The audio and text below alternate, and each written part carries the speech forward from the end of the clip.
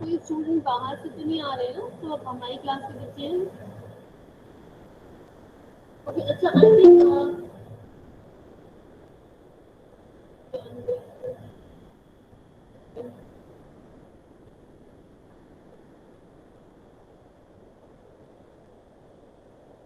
ये कर लिया था हम लोगों ने।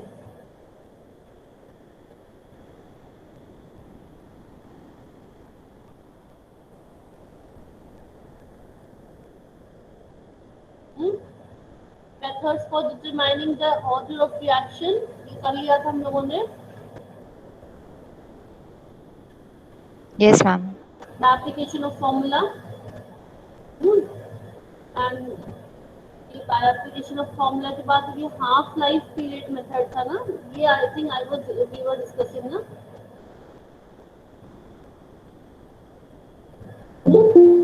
ये डिस्कस कर रहे थे हम लोग। स्टूडेंट कुछ रिस्पॉन्स आप लोग नहीं दे रहे हैं। मैम फर्स्ट ऑर्डर को प्रूव करने वाला क्वेश्चन हुआ था।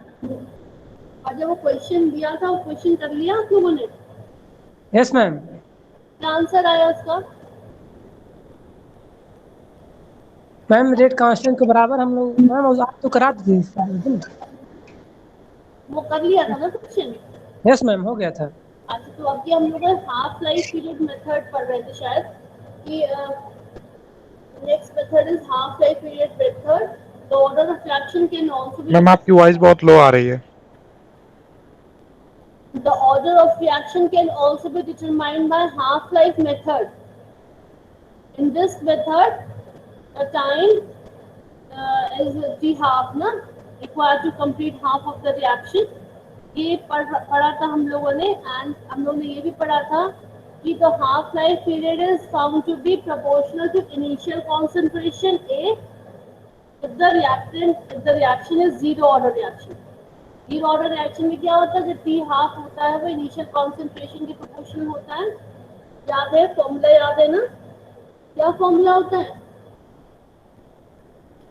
What is the formula for the half life for the zero order reaction? Ma'am C0/2 के। तो ये यहाँ पर proportional to initial concentration, the reactant is of zero order reaction. If the reaction is first order reaction, क्या होता है? The half life is independent of initial concentration. Independent होता है, आप लोगों ने पढ़ा ही है। और अगर सेकेंड ऑर्डर रिएक्शन की बात करते हैं तो क्या होता है? Half life is inversely proportional to initial concentration of the reactant. ये फॉर्मूला तीनों फॉर्मूले आपको याद है, तो आप ये चीज निकाल सकते हो ना। अब अगर क्या करें, हम लोगों ने क्या करा कि डेटा लिए, दो डेटा कैसे लिए? हमने T half and T dash half लिया, ठीक है। और क्या करा, कोई रिएक्टेंट दिया, पहले से कॉन्सेंट्रेशन हमने A1 लिया, तो A1 का हम लोगों ने हाफ लाइफ निकाला, तो बोला इसका टी हाफ, इसकी हाफ लाइफ है। A2 दूसरा सब्सटेंस लिया, वो सब्सटेंस सर वही लिया, उसका दूसरा कॉन्सेंट्रेशन लिया A2, और उसकी हाफ लाइफ लिखी हमने T half. So for the A1 the half life is T half, and for the A2 the T dash half. ठीक है, T dash half is the half life period of the A2 concentration. अब क्या करा इसका हम लोगों ने, T half upon T dash half is equal to क्या होगा? A2 upon A1, और ये n-1 इसकी क्या है? ये यहाँ पर n क्या है? ऑर्डर ऑफ रिएक्शन है। ये क्या कैसे क्या करेंगे अब आप आगे देखिए इसको। अब ये जो मैंने इक्वेशन यहाँ पे लिखी हुई है, अगर आप लॉग ले लें तो क्या होगा? लॉग लीजिए जरा। Do you have copy and pen? इसका लॉग लीजिए, क्या आएगा देखिए।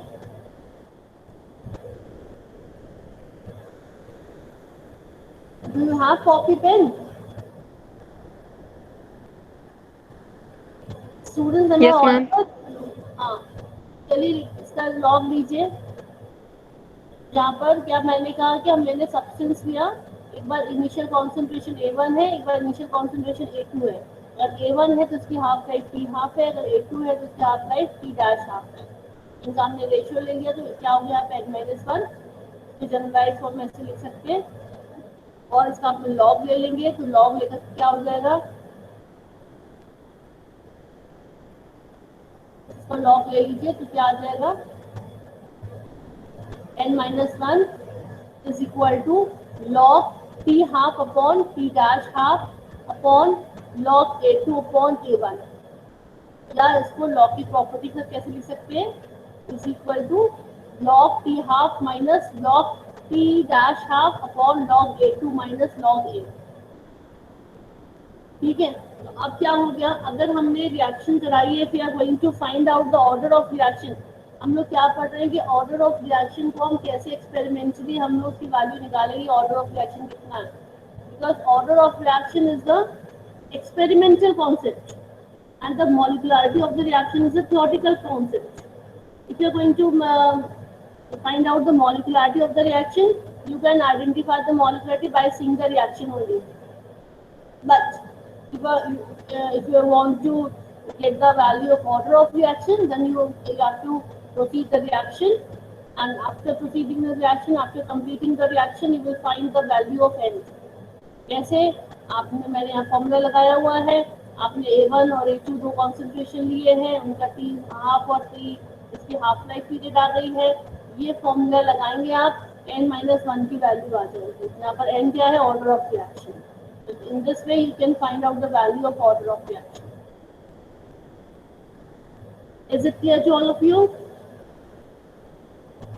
Are you getting or not? Yes, ma'am. बच्चों ना रिस्पॉन्स करो, ऐसे तुम लोग, मुझे तो लग रहा है कुछ तुम लोगों को समझ में आ रहा है कि नहीं आ रहा, मैं कुछ डाउट कर रही हूँ। This is the method for determining the order of reaction by half life period. Now comes to the graphical method. The graphical method इसमें देखो बच्चे वही है, आपका जो फॉर्मूला आपने याद करा हुआ है, T is equal to 2.303 upon K log A minus 2.303 upon K log A minus X। ये किसका फॉर्मूला है, ये फर्स्ट ऑर्डर रिएक्शन का फॉर्मूला है। ठीक है, ये आपने निकाला हुआ है, ये फर्स्ट ऑर्डर रिएक्शन का फॉर्मूला है। तो आप यहाँ पर देख रहे हैं T is proportional to what, log A minus X। बाकी क्वांटिटी की सब क्या है, हमारी कांस्टेंट है ना, यहाँ पर क्या है, log A minus X, तो P is proportional to log A minus X for the first order reaction, and for the second order reaction जब इसका फॉर्मूला लिखते हैं तो क्या होता है, T is equal to 1 upon AK into A upon A minus X is equal to, कैसे लिख सकते हैं हम लोग, 1 upon K A minus X minus 1 upon K। ये सब कांस्टेंट वैल्यू है, तो T is proportional to 1 upon A minus X। यहाँ पर देखिए T is proportional to log A minus X था, यहाँ पर T is proportional to 1 upon A minus X है। ठीक है, अब अगर हम लोग ग्राफ बनाए, तो अगर हमें जानना है कि फर्स्ट ऑर्डर रिएक्शन वो है या नहीं है, तो हमें क्या करना पड़ेगा, इनके और इनके बीच में T और log A minus के बीच में ग्राफ बनाना पड़ेगा। अगर ग्राफ एकदम क्या आ रहा है, स्ट्रेट लाइन आ रहा है, means it's a first order reaction. और अगर स्ट्रेट लाइन नहीं आ रहा है तो हो सकता है कि वो सेकंड ऑर्डर रिएक्शन है। अब क्या करना पड़ेगा हमको, ग्राफ बनाओगे किसके बीच में, T और 1 upon A minus X के बीच, 1 upon A minus X है ये, है ना, इसके और इसके बीच में आप ग्राफ बनाओगे। अगर स्ट्रेट लाइन आती है तो इसका मतलब हमारा ये second order reaction. Straight line क्यों आएगी, क्योंकि प्रोपोर्शनल है, T की वैल्यू बढ़ेगी तो इसकी वैल्यू बढ़ेगी, T की वैल्यू बढ़ेगी तो इसकी वैल्यू बढ़ेगी, इसका मतलब जो ग्राफ आना चाहिए वो स्ट्रेट लाइन आना चाहिए। ठीक है, in general T is proportional to 1 upon A minus X n की पावर -1। ठीक है, अगर आप सेकंड ऑर्डर की बात कर रहे हो तो 2 - 1 हो जाएगा, तो 2 - 1 का मतलब क्या होगा, वही 1 upon A minus X। और अगर आप 1 कह रहे हो तो 1 - 1 इसके ऊपर 0 हो जाएगा, तो यहाँ पर 0 आ जाएगा। In this method, for a particular experiment at different intervals of time, if log A minus X values are plotting against time t, values gives a straight line. The reaction is of first order reaction.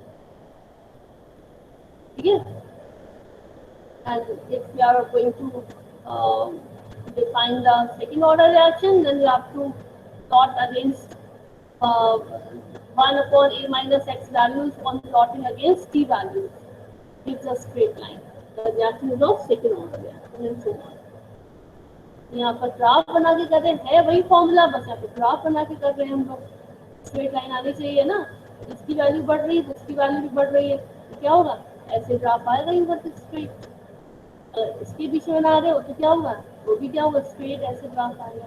अगर ऐसा हो रहा है तो मतलब हमारा हम सही फॉर्मूले में वैल्यू पुट कर रहे हैं, तो हम डिफाइन कर लेंगे कि जीरो ऑर्डर है कि फर्स्ट ऑर्डर है. ठीक है. Now fourth is the Ostwald's isolation method. Ostwald's isolation method. In this method, the concentration of all reactant except one is taken in excess, and the order of reaction is then determined with respect to that reactant which is not taken in excess.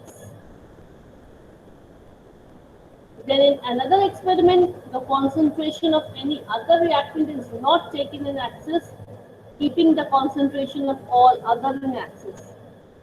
The order of reaction is again determined. क्या समझ में आया? इसमें समझ में ये आया. If you are taking an example of FeCl3 and SnCl2, ठीक है, इनके एग्जाम्पल आप लेते हैं. इसका आपको ऑर्डर ऑफ रिएक्शन निकालना है कि कितना ऑर्डर ऑफ रिएक्शन है. तो आपने क्या करा, इधर देखो ध्यान से कि क्या करेंगे, ये ओस्वाल्ड डायल्यूशन मेथड चलाता है जो ओस्वाल्ड आइसोलेशन मेथड. इसमें अगर हमारे पास सपोज करो ए बी सी डी कई सारे रिएक्टेंट्स है, ठीक है, और हमको ऑर्डर निकालना है, तो पहले हम ए के लिए ऑर्डर निकालेंगे, फिर बी के लिए निकालेंगे, फिर सी के लिए निकालेंगे, फिर डी के लिए निकालेंगे, फिर सबको प्लस कर देंगे. That will be the order of the whole reaction. In the same way, we are taking example of FeCl3 and SnCl2. In this सबसे पहले हम क्या करेंगे, SnCl2 के लिए हम ऑर्डर ऑफ रिएक्शन निकालेंगे, फिर दूसरे स्टेप में FeCl3 के लिए ऑर्डर ऑफ रिएक्शन निकालेंगे. दोनों को ऑर्डर को प्लस कर देंगे, आ जाएगा. मगर कैसे निकालेंगे ये देखिए आप. क्या करते हैं हम लोग, if you are going to calculate the order of reaction with respect to the SnCl2, then you have to take FeCl3 in excess quantity. Why in an excess quantity?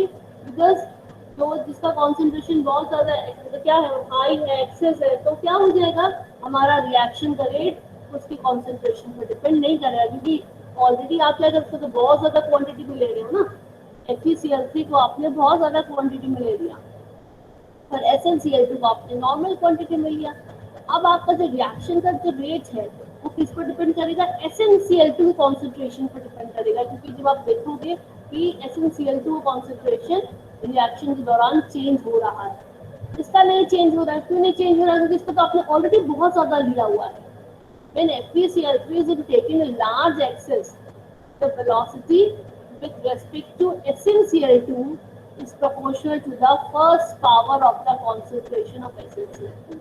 आपने ऑर्डर निकाला इसके लिए, तो हमारा जो ऑर्डर आ रहा है वो 1 आ रहा है. तो 1 किसके लिए आ रहा है, SnCl2 के लिए आ रहा है. आपने नोट कर लिया जिसके लिए 1 आ रहा है.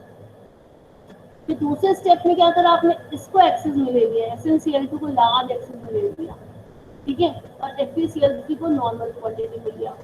जिसको हम लोग नॉर्मल क्वांटिटी में लेते हैं उसको बोलते हैं आइसोलेट करना. उसको हमने आइसोलेट कर दिया. इसको हमने एक्सेस क्वांटिटी में लिया, तो FeCl3 को हमने आइसोलेट कर दिया. बात समझ में आ रही है? क्या मैम? तो हमने क्या करा, नेक्स्ट स्टेप में we are taking SnCl2 in large excess and FeCl3 को हमने नॉर्मल क्वांटिटी में लिया. अब क्या हुआ, जो ऑर्डर ऑफ रिएक्शन अब निकलेगा है ना, वो किसके लिए निकलेगा, FeCl3 के लिए निकलेगा. अब FeCl3 का हमने नोट कर लिया, 2 आया, उसके लिए 2 कर लिए नोट, इसके लिए 1 आया, नोट कर लिया, दोनों को ऐड कर लिया, 3 आ गया. Means this is the third order reaction. अभी if you are taking the 4 reactants A, B, C, D, suppose if you are taking the 4 reactants A, B, C, D, then क्या करना है, सबसे पहले हमको A को आइसोलेट करना है. A को आइसोलेट का मतलब A के लिए ऑर्डर ऑफ रिएक्शन निकालना है. B, C, D को हमने लार्ज एक्सेस में ले लिया, ठीक है, लार्ज एक्सेस में ले लिया, इतना ज़्यादा ले लिया कि हमारा रिएक्शन का रेट उस पर डिपेंड नहीं करेगा. किस पर डिपेंड करेगा, A पर डिपेंड करेगा. तो ए का कॉन्सेंट्रेशन चेंज होगा और ए के लिए जो ऑर्डर ऑफ रिएक्शन आएगा उसको हमने नोट कर लिया। And again if I going to isolate the B, B को अगर आइसोलेट करने जा रहे हैं तो अब ए सी डी को आपने एक्सेस क्वांटिटी में ले लिया। अब जो ऑर्डर ऑफ रिएक्शन आया वो डी के लिए आया। सी तो आपने क्या करा, सी क्यों करा, सी को आपने आइसोलेट करा तो ए बी एंड डी को आपने एक्सेस क्वांटिटी में ले लिया। ठीक है, तो जो ऑर्डर ऑफ रिएक्शन आया वो सी के लिए आया। ना same way for D, D को आपको आइसोलेट करना है, बाकी ए बी सी को आपने लार्ज क्वांटिटी में ले लिया। तो इस तरीके से आपका जो ऑर्डर ऑफ रिएक्शन आएगा फिर उसको आप क्या करोगे, ऐड करोगे। अब यहाँ पर फिर से मैं लाइन पढ़ रही हूँ। When FeCl3 is taken in large excess, the velocity with respect to SnCl2 is proportional to the first power of concentration of SnCl2. And when SnCl2 is taken in large excess, the velocity with respect to FeCl3 is proportional to the square of concentration of FeCl3. Hence, the order of the above reaction is 1 plus 2 is equals to 3, that is third order reaction. This is known as Ostwald's isolation method. जिसको आप एक normal quantity में ले रहे हो उसको isolate करना है, उसको आइसोलेट करना है, बाकी को हमने एक्सेस क्वांटिटी में लिया। In this method, the concentration of all reactants except one is taken in excess, and the order of reaction is then determined with respect to that reactant which is not taken in excess. Then in another experiment, means जितने आपके reactants होंगे आपको उतनी बार experiment करना पड़ेगा. If you are taking 3 reactants at a time, then you have to perform 3 experiments, right? Then in another experiment, the concentration of any other reactant is not taken in excess, keeping the concentration of all other in excess. The order of reaction is again determined. The reactant which is not taking excess is said to be isolated from other reactants which are in an excess. Finally, the order of reaction will be sum of the orders of all isolated reactants. बात समझ में आई कि नहीं आई? Ostwald's isolation method नहीं आए तो पूछिए भाई। मैम एक और एग्जांपल दे दीजिए कोई। मैंने एग्जांपल जैसे मैंने बोला ना A B C D 4 ma'am बोलिए। मैम उत्कर्ष कब से ट्राई कर रहा है ज्वाइन करने के लिए, वो उसको एक्सेप्ट कर लीजिए। और नेटवर्क इशू था उसके साइड बोला है। तुम लोग का नेटवर्क इशू नहीं रहते, तुम लोग अपने इश्यूज रहते हैं। और जब क्लास का टाइम होता तो फिर क्यों ज्वाइन करते बच्चे? ऋतिक बाबू और उत्कर्ष चतुर्वेदी का टाइम क्या हो रहा है अभी? 12:25 हो रहा है। हम नहीं ज्वाइन करोगे? कब से कोशिश कर रहे हैं?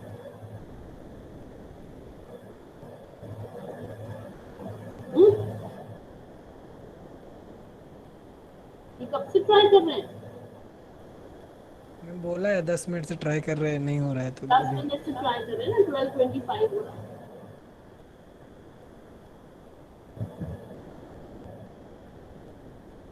तो 12:17 पे मेरे पास मैसेज आ रहा, प्लीज ज्वाइन। मैं नॉट गोइंग टू डिनाई। आप लोगों को पता है जो चीजें, तो मेरा तो पढ़ाते पढ़ाते फ्लो बिगड़ जाता है।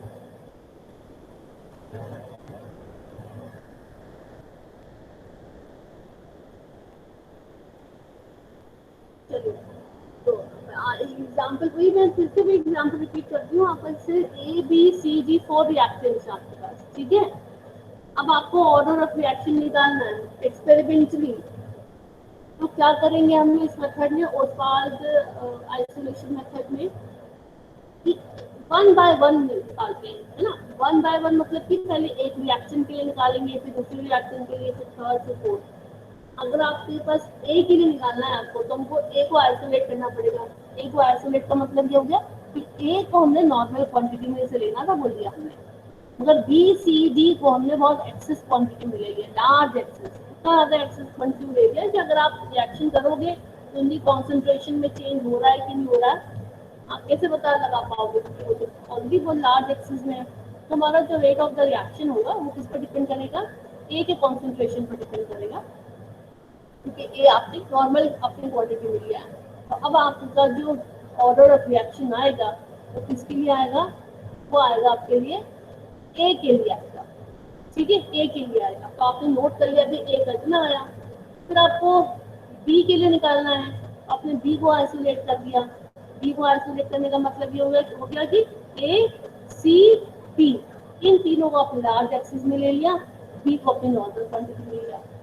अब जो ऑर्डर ऑफ रिएक्शन आपका आया वो बी के लिए आया। फिर आपने क्या करा, सी को आइसोलेट करा। तो सी के लिए आपने नॉर्मल क्वांटिटी में सी ले लिया और ए बी और डी आपने लार्ज एक्सिस में ले लिया, ठीक है। और आपका जो भी ऑर्डर ऑफ रिएक्शन आया आपने सी के लिए नोट कर लिया। इतना सेम डी के लिए आपने ये काम किया। तो अब जो ऑर्डर ऑफ रिएक्शन सबके लिए आए हैं सबको आपने प्लस कर दिया, वो पूरे रिएक्शन का ऑर्डर ऑफ रिएक्शन हो गया। अब हो सकता है कि आपके लिए ए और बी का जो ऑर्डर आ रहा है वो 0 आ रहा, तो आपने 0 + 0 + 1 + 1 ऐसे करके निकालोगे तो आपको जो भी आपका ऑर्डर ऑफ रिएक्शन होगा वो पूरे रिएक्शन के लिए होगा, ठीक है। This is known as cosphase isolation method. ये आप थोड़ा सा पढ़ लीजिए, यहाँ पे लिखा हुआ है, इस टाइम को पढ़िए, बताइए समझ में आ रही है कि नहीं।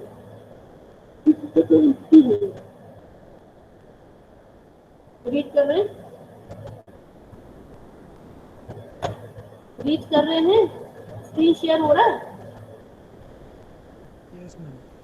स्क्रीन शेयर हो रहा है ना?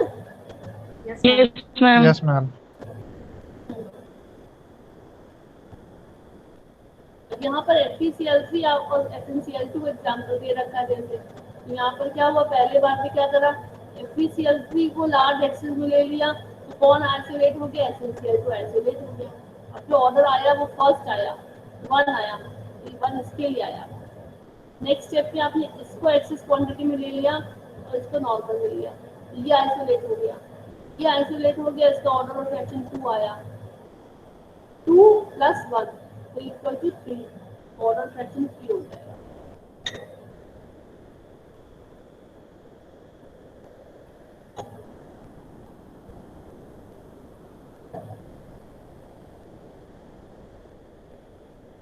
ठीक है,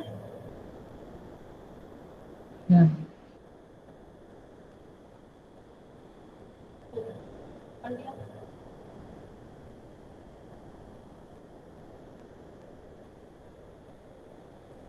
When SnCl2 is taken in large axis, the velocity with respect to FeCl3 is proportional to the square of concentration of FeCl3. And the order of the above reaction is 1 + 2 = 3. That is third order reaction. Okay. ये वाला numerical मैंने दिया था ना आप लोगों से? Yes ma'am. कब लिया था ये वाला न्यूमेरिकल? यस मैम, ट्यूसडे को। हाँ, अच्छा अभी एक न्यूमेरिकल और मैं भेजती हूँ, बताओ उसके पास व्हाट्सएप है ना, व्हाट्सएप में मैं भेजती हूँ न्यूमेरिकल।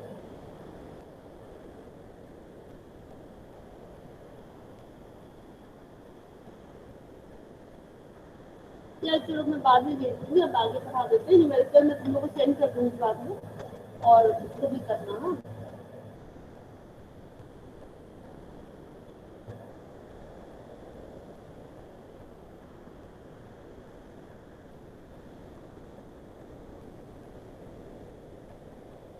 अब आते हैं हम लोग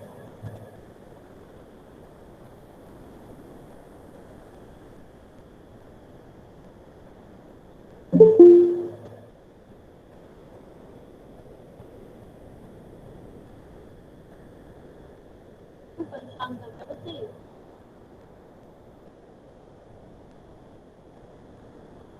Just Ritik Babu, are you there? Ritik, are you there? Ritik has joined, na? Ritik has joined or not?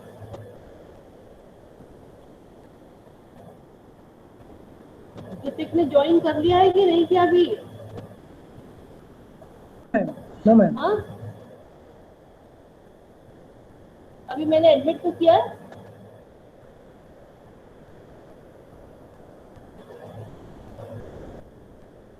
Ma'am Hrithik ओझा है, विश्वकर्मा है बस। तो ऋतिक बाबू अभी तो मैंने तो एडमिट किया था। तो ये बार बार बच्चे बीच में मुझे बना डिस्टर्ब करें ना।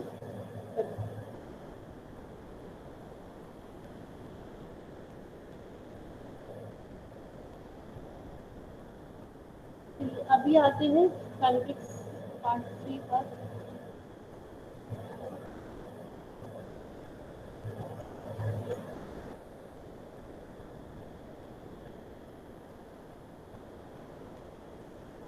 Concept of activation energy. Concept of activation energy. Activation energy क्या होती है बच्चों? Ma'am, energy required to start the reaction. Energy start reaction. और ma'am minimum amount of energy. इस बात की minimum amount of energy. Ma'am to start the chemical reaction. Ma'am to start the collision between reactant molecules.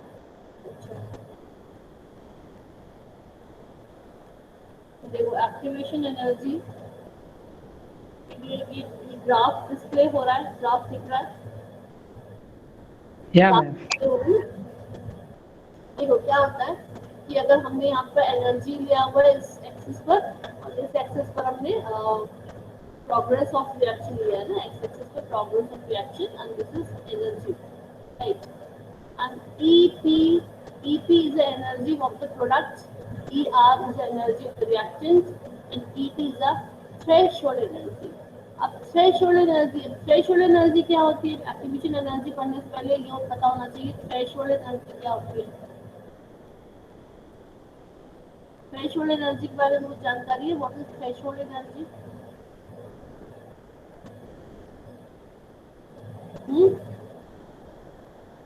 Threshold energy क्या होती है बच्चों? Ma'am minimum energy जो देने के बाद केमिकल रिएक्शन स्टार्ट हो जाए। तो वो एक्टिवेशन एनर्जी अभी आप बोल रहे थे। एक्टिवेशन एनर्जी और थ्रेशोल्ड एनर्जी में क्या डिफरेंस है? What is the difference between the activation energy and the threshold energy?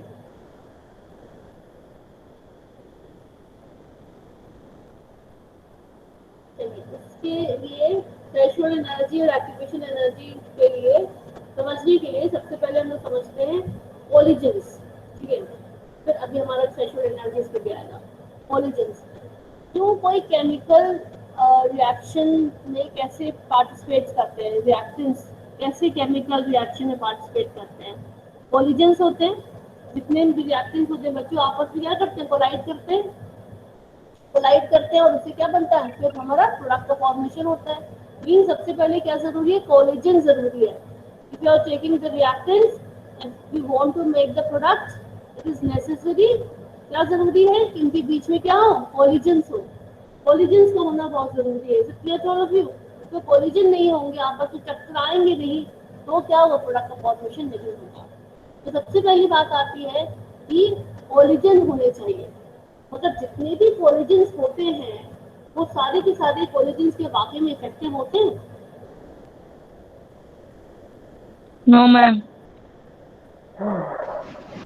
सारे के सारे कोलिजन्स इफेक्टिव नहीं होते हैं। कोलिजन्स मतलब आप ऐसे समझिए, यहाँ पर देखिए आपका ये AA एक मॉलिक्यूल है, BB एक मॉलिक्यूल है, ठीक है। ये A एक मॉलिक्यूल है, BB एक मॉलिक्यूल है। ये आपस में कोलाइड कर रहे हैं। तो कोलाइड कर रहे हैं, यहाँ पे देखो दो बेस हैं, एक ऐसे कोलाइड कर रहा है, एक ऐसे कोलाइड कर रहा है, ठीक है। ऐसे कोलाइड कर रहा है, कैसे कोलाइड कर रहा है। तो क्या हो रहा है कि इसमें जब कोलाइड करा तो ऐसे कोलाइड करा और वापस से क्या बन गया? AABB बन गया। जो थे वापस से वही बन गए AABB। तो ये हमारे इफेक्टिव कोलिजन नहीं कहलाएगा। This is not effective collision. दूसरे में देखिए आप, ये ऐसे आए, A B के सामने आया, दूसरा AB B के सामने आया, ये आपस में कोलाइड हुए, कोलिजन हुआ, तो क्या बन गया? AB बन गया और AB बन गया। ये प्रोडक्ट का फॉर्मेशन हो गया। तो this is a favourable collision, this is unfavourable collision. तो कोलिजन क्या होता है, कोलिजन से लगातार हो रहे हैं रिएक्शन के मॉलिक्यूल जो continuously they are colliding with each other, but जरूरी नहीं है कि सारे कोलिजन हमारे इफेक्टिव हो। इफेक्टिव मतलब कि जरूरी नहीं है कि सारे कोलिजन से हमको प्रोडक्ट का फॉर्मेशन हो। तो अब इफेक्टिव कोलिजन क्या होते हैं और इनइफेक्टिव कोलिजन्स क्या होते हैं। इफेक्टिव कोलिजन्स क्या होंगे, जिसमें कि क्या है कि प्रॉपर ओरिएंटेशन हो। सबसे बड़ी बात है क्या हो, प्रॉपर ओरिएंटेशन हो मॉलिक्यूल्स का जो आपस में कोलाइड कर रहे हैं, और जो मॉलिक्यूल्स कोलाइड कर रहे हैं उनके पास इतनी मिनिमम एनर्जी हो जिसको बोलते हैं थ्रेशोल्ड एनर्जी, है ना। थ्रेशोल्ड एनर्जी हो, मिनिमम एनर्जी हो जिससे कि प्रोडक्ट का फॉर्मेशन हो, ठीक है। और अगर उतनी थ्रेशोल्ड एनर्जी नहीं है, थ्रेशोल्ड एनर्जी नहीं है, तब हमें क्या करना पड़ता है, हमको रिएक्टेंट्स को एनर्जी देनी पड़ती है। थ्रेशोल्ड एनर्जी के बराबर पहुंचाने में जितनी एनर्जी हमने उसको दी, क्या कह सकते हैं, जितनी एनर्जी से एब्जॉर्ब करी थ्रेशोल्ड एनर्जी को अटेन करने के लिए, उसको बोलते हैं एक्टिवेशन एनर्जी, तो बोलते हैं एक्टिवेशन एनर्जी। फिर से बात समझा रही हूँ आप लोगों को। क्या हुआ कि आपके मॉलिक्यूल्स लगातार कोलाइड करते रहते हैं, ठीक है। कोलिजन में क्या जरूरी है, इफेक्टिव कोलिजन जरूरी है। पहली बात क्या हुई, इफेक्टिव कोलिजन तभी हो पाएंगे जब हमारे पास मॉलिक्यूल्स में इतनी एनर्जी है, एक मिनिमम एनर्जी उनके पास होनी चाहिए जिससे हमारा प्रोडक्ट का फॉर्मेशन हो, जिससे हमारा प्रोडक्ट का फॉर्मेशन हो, वो मिनिमम एनर्जी चाहिए। अभी मैंने आपके सामने एक बॉल रख दी, बॉल है, मैंने कहा कि इसको बॉल को तोड़ना है, बॉल को आपको ब्रेक करना है, ठीक है। तो आप क्या कर रहे हो, उसको अपने किसी भी चीज से उसको आप तोड़ने की, ब्रेक करने की कोशिश कर रहे हो, हैमर है, कोई भी चीज से कोशिश कर रहे हो, ट्राइंग। तो क्या दो चीजें जरूरी हैं उस बॉल को ब्रेक करने में, आपके पास एक मिनिमम वो एनर्जी होनी चाहिए जो बॉल को ब्रेक कर पाए। इतनी एनर्जी होगी तभी आप बॉल को ब्रेक कर पाओगे, ठीक है। तो वो जो एनर्जी होनी चाहिए बॉल को ब्रेक करने के लिए, that is known as threshold energy, that is known as threshold energy, ठीक है। और अभी उतनी थ्रेशोल्ड एनर्जी आपके पास नहीं है तो आप उस बॉल को ब्रेक नहीं कर पाओगे। तो वो एनर्जी आपके पास आ जाए, इसके लिए आप क्या कर रहे हो, आपने खूब सारा क्या करा, घर में बॉर्नवीटा वाला मिल्क पी लिया, आपने और भी एनर्जेटिक चीजें खा ली कि भी आपको एनर्जी आए, अपनी एनर्जी आ जाए तब आप बॉल को ब्रेक कर पाओ। तो जितनी आपने एनर्जी एब्जॉर्ब करी उस थ्रेशोल्ड एनर्जी पे पहुंचने के लिए, उसको बोलेंगे एक्टिवेशन एनर्जी, ठीक है। अब आपने बॉर्नवीटा वाला दूध पी लिया, आपकी एनर्जी आ गई, तो आपने क्या करा, वो एनर्जी जो आपको उससे मिली, that is known as activation energy, ठीक है।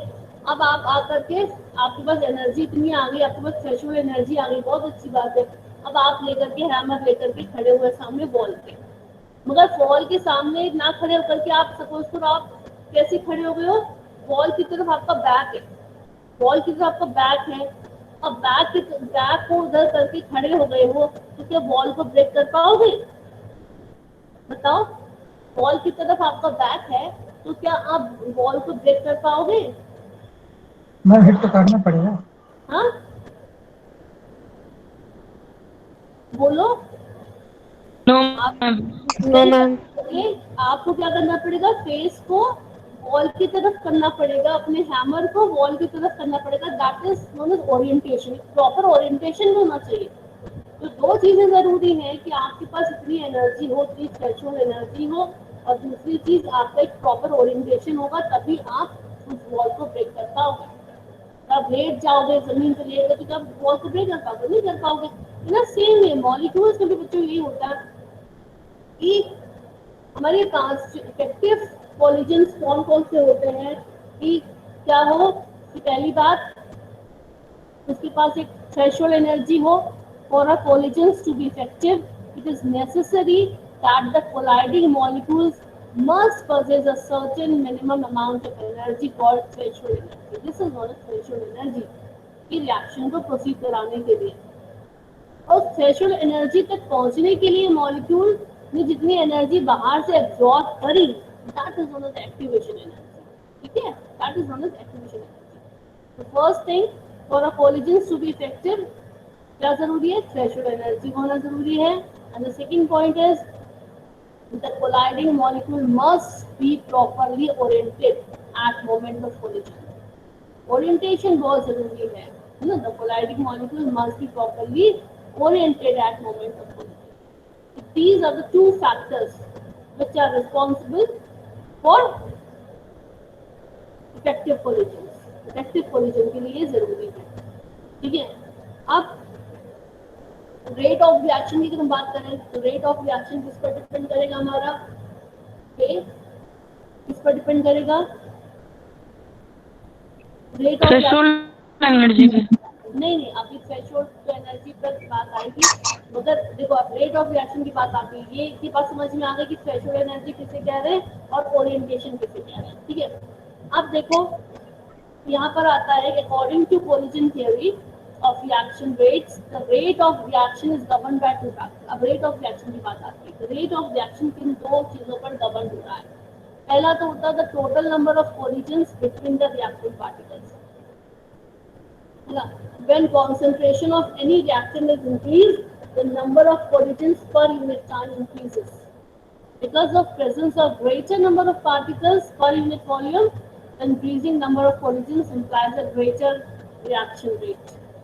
मतलब क्या हो गया कि जितना ज्यादा मॉलिक्यूल्स होंगे हमारे पास उतने ज्यादा उसमें क्या होंगे कॉलिजन्स होंगे. है ना. इसका मतलब कॉन्सेंट्रेशन हमें चाहिए. कॉन्सेंट्रेशन हाई होना चाहिए. When concentration of any reactant is increased the number of collisions per unit time increases. अब आपको रूम में मैंने एक रूम में 5 स्टूडेंट्स रख दिए है ना. तो वो जब इधर उधर चलेंगे तो उनके बीच में कॉलिजन्स कम होंगे. और उसी रूम में मैंने क्या करा 50 स्टूडेंट्स रख दिए तो क्या होगा. तो नंबर ऑफ कॉलिजन्स बढ़ जाएंगे क्योंकि आपको बहुत ज्यादा कॉन्सेंट्रेशन हाई हो गया. तो पहली बात तो ये हो गई कि total number of collisions between the reactant molecules reactant particle किस पर डिपेंड कर रहा है. Number of molecules present in it या कह सकते हैं कॉन्सेंट्रेशन पर. सेकेंड बात आती है कि जो कॉलिजन्स हो रहे हैं जरूरी नहीं कि सारे के सारे इफेक्टिव हो. इफेक्टिव कॉलिजन्स क्यों नहीं है. क्योंकि फ्रैक्शन ऑफ कॉलिजन्स ही क्या होते हैं इफेक्टिव होते हैं. कि कुछ मॉलिक्यूल्स में मैंने कहा इतनी एनर्जी नहीं है कि वो इतनी एनर्जी नहीं है कि प्रोडक्ट का फॉर्मेशन कर सके या कह सकते हैं उनके में थ्रेशोल्ड एनर्जी नहीं है या एक्टिवेशन एनर्जी भी उनको नहीं मिल पा रही थी. ठीक है.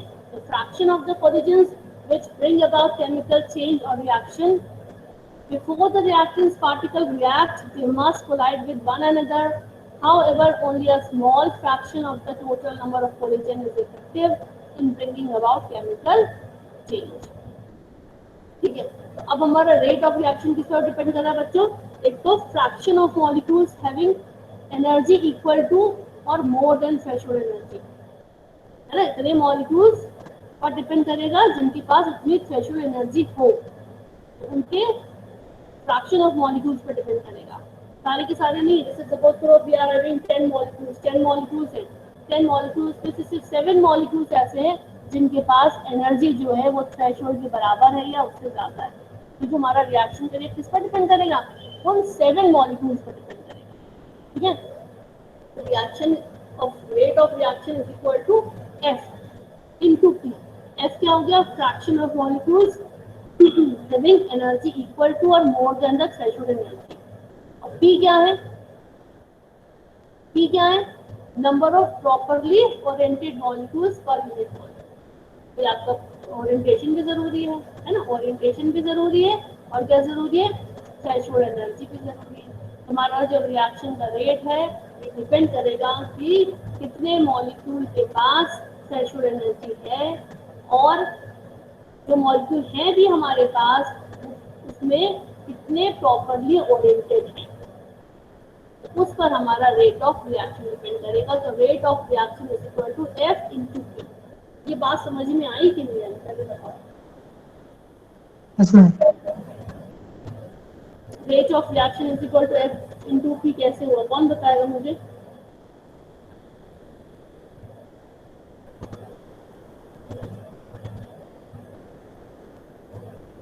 बताओ F into P कैसे हुआ. F क्या चीज है और P क्या चीज है.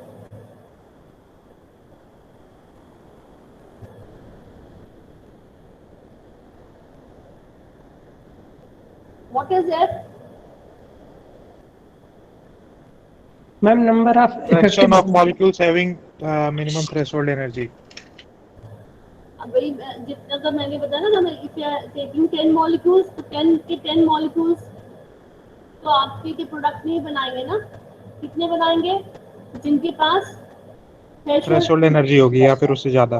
सपोज करो 7 हमारे पास मॉलिक्यूल्स है जिनके पास थ्रेशोल्ड एनर्जी है, तो रेट ऑफ रिएक्शन किस पर डिपेंड करेगा? उन 7 मॉलिक्यूल्स पर डिपेंड करेगा, ठीक है। और किस पर डिपेंड करेगा? जो मॉलिक्यूल्स प्रॉपर्ली ओरिएंटेड है, number of properly oriented molecule. Properly oriented का मतलब आप इसी से समझेंगे जो मैंने डायग्राम बनाया हुआ है यहाँ पर, कि ये यहाँ पर जो कोलिजन हो रहा है इफेक्टिव कोलिजन नहीं है, क्योंकि प्रोडक्ट का फॉर्मेशन नहीं हो रहा है, ये इफेक्टिव कोलिजन है। प्रोडक्ट का फॉर्मेशन अब यहाँ पर हो रहा है, तो रिएक्शन का रेट किस पर डिपेंड करेगा? इस पर डिपेंड करेगा, ना कि इस पर नहीं करेगा, इस पर डिपेंड करेगा, ठीक है। तो यहाँ पर H इंटू पी और ये यहाँ पर, ठीक है। अब आ गई एक्टिवेशन एनर्जी। अब इसका एक्टिवेशन एनर्जी के बारे में बताया, तो इसको ग्राफ से भी समझ सकते हैं हम लोग। ये ग्राफ पे आइए, ये देखो रिएक्टेंट है, ठीक है, उसकी अपनी कुछ एनर्जी है। इस एनर्जी से तो प्रोडक्ट का फॉर्मेशन नहीं होगा। अब क्या होगा? उसको एनर्जी दी गई, रिएक्टेंट को एनर्जी कैसे दी गई? या तो आपने उसे हीट किया या फिर शेक किया, शेक करने से क्या हुआ? कोलिजन बढ़ गए, तो क्या होगा? आपस में उसकी एनर्जी इंक्रीज होगी, है ना। कोई भी ऐसा तो नहीं होता आप दो रिएक्शन लेते हो और रिएक्शन शुरू हो जाता है। आप एक उसको हीट करते हो, उसको मिलाते हो, शेक करते हो, है ना, किसी सॉल्वेंट में डिजोल्व करते हो, तब तो रिएक्शन होता है। तो क्या होगा? ये मतलब रिएक्शन स्टार्ट हुआ यहाँ पर, इसकी इतनी एनर्जी है, रिएक्टेंट है ये, और इसको एनर्जी आपने दी, ठीक है। और कहाँ तक दी? थ्रेशोल्ड एनर्जी तक, क्योंकि थ्रेशोल्ड एनर्जी तो चाहिए, मिनिमम एनर्जी चाहिए। इससे कम एनर्जी है तो रिएक्शन होगा ही नहीं, ठीक है। तो ये यहाँ पर क्या हो गया? ये थ्रेशोल्ड एनर्जी तक पहुँचा। थ्रेशोल्ड एनर्जी तक पहुँचने के लिए उसने कितनी एनर्जी एब्जॉर्ब करी? This is activation energy, this is ये मीन्स एक्टिवेशन एनर्जी। थ्रेशोल्ड तक पहुँचने के लिए उसने क्या करा? एनर्जी को उसने एब्जॉर्ब किया, दिस इज ये, ठीक है। और उसके बाद फिर क्या हुआ? यहाँ पर आ गया, और यहाँ पर क्या बनता है बच्चे? एक्टिवेटेड कॉम्प्लेक्स बन जाता है। एक्टिवेटेड कॉम्प्लेक्स का मतलब कि जो रिएक्टेंट है, ये यहाँ पर आकर के क्या हो जाता है? आपस में एक एक्टिवेटेड कॉम्प्लेक्स बनाते हैं। एक्टिवेटेड कॉम्प्लेक्स कैसे बनाते हैं? यहाँ पर देखिए, सपोज करो ये हमारा कोई H2 रिएक्टेंट है, ये B2 रिएक्टेंट है, ये दोनों आपस में रिएक्शन देंगे। तो क्या हुआ? अगर इनके पास थ्रेशोल्ड एनर्जी है तो क्या बनाएंगे? यहाँ पर ये A का बॉन्ड है, ये B के बॉन्ड है। अब आप देखो डॉटेड लाइन से क्या बता रहा है कि AA के बीच का बॉन्ड ब्रेक होना शुरू हो गया है, और साथ ही साथ A और B के बीच में बॉन्ड बनना भी स्टार्ट हो गया है। या कह सकते हैं कि अभी ये बॉन्ड ठीक से ब्रेक भी नहीं हुआ है, और उसने A ने B के साथ बॉन्ड बनाना भी शुरू कर दिया है। यहाँ पर भी सिमिलरली इस A ने इस A के साथ अभी बॉन्ड पूरा ठीक से ब्रेक भी नहीं किया है, और B के साथ बनाना शुरू कर दिया है, ठीक है।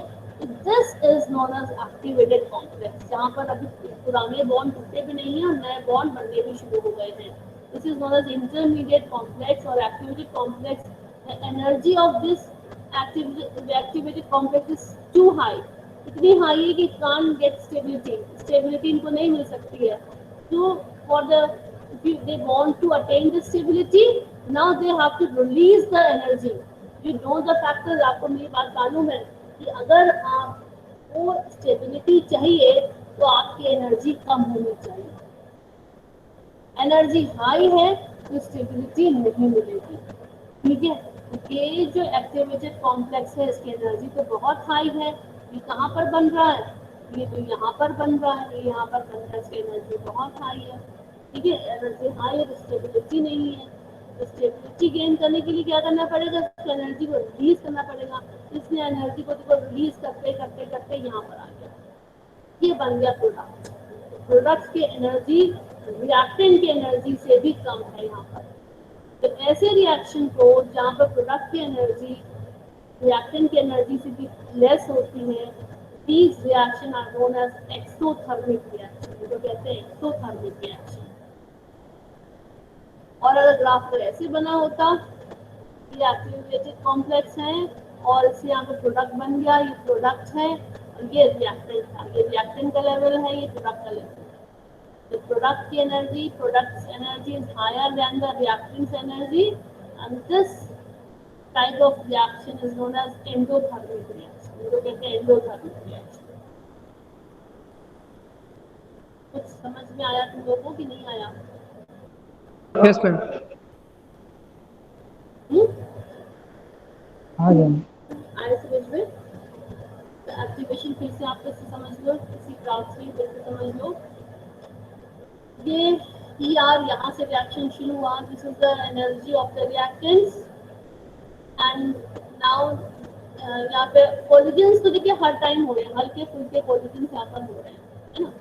मगर if you want that the reaction after reaction we want to make the product means आपको इसको एनर्जी देनी पड़ेगी, ठीक है। कितनी एनर्जी आपको देनी पड़ेगी ताकि उसके पास एक मिनिमम थ्रेशोल्ड एनर्जी आ जाए।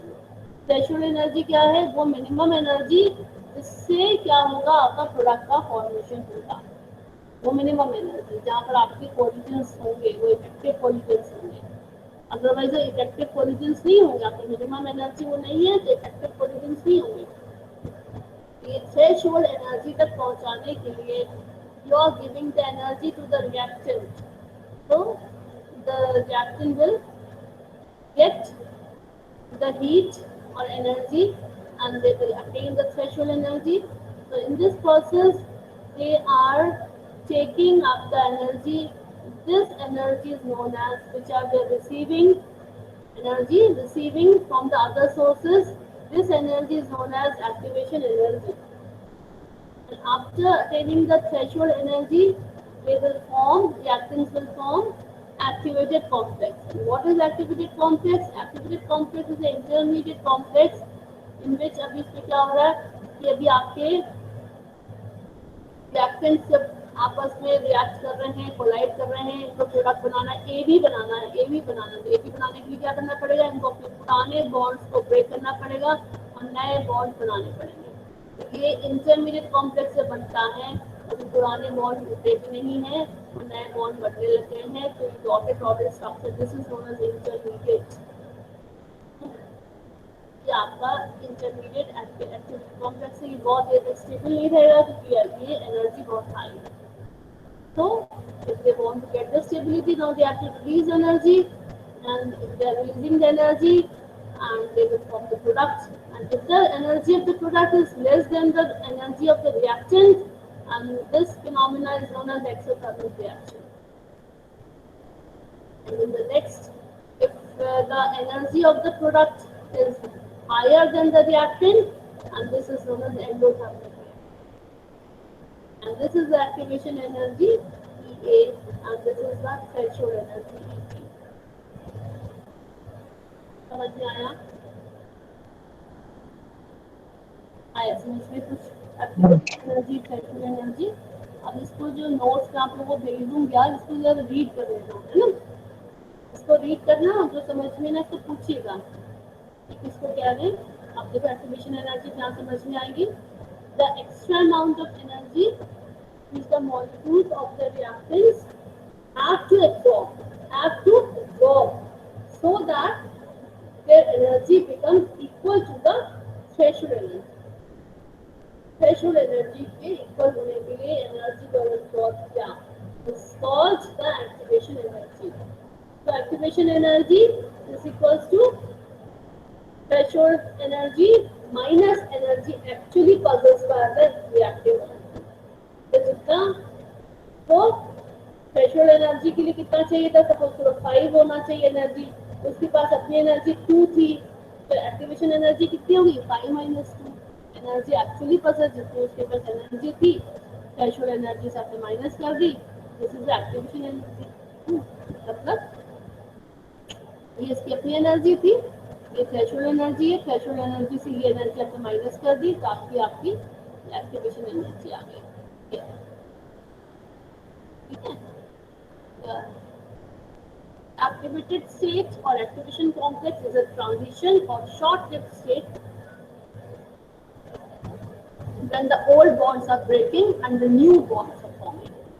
Yeah, this is activated bond. Now, can we the attendance? I will continue in the next class. ये टॉपिक हम लोग नेक्स्ट क्लास में कंटिन्यू रखेंगे। अभी मुझे अटेंडेंस भेज दो, टाइम ओवर हो रहा है। कुछ क्वेरीज है, कुछ पूछना है, कुछ डाउट है स्टूडेंट्स आपको? Students, do you have any query? No ma'am. No ma'am. Okay okay students, have a nice day, God bless you.